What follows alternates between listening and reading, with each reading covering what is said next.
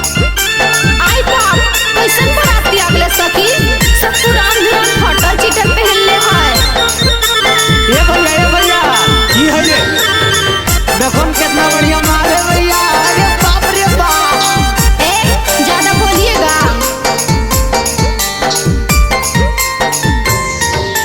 लैले हाको जैसे भीख मांगावा से छीन के लैले हाको जैसे भीख मांगावा से छीन के आइल हो काहे बरतिया फाटल कपड़ा पहिन के आइल हो काहे बरतिया फाटल कपड़ा पहिन के।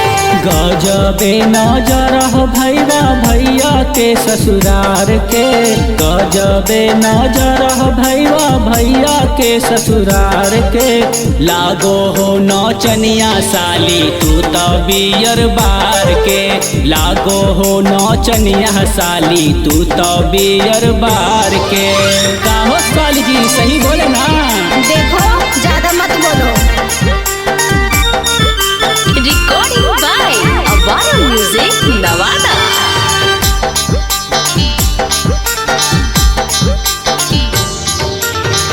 लागो है पिया पर सखी टोटल के टोटल नाचो हबले के हाथ में दारुआ के बोतल। देखिए सखी सब कैसे मताल है। मार के उठ लाली साली देहो नाही गाली जी। अच्छा। देवो छोड़ाई सभे बनल अमर पाली जी। महको हाको जैसे नैना होइलो कोई दिन से महको हाको जैसे नैना होइलो कोई दिन से आइल हो काहे बरतिया फाटल कपड़ा पहिन के। लागो हो नौचनिया साली तू तो बियर बार के एकदम ऑर्केस्ट्रा का माल लग रहे हैं साली जी। ज्यादा मत हथाओ वरना पिटा के जाओगे।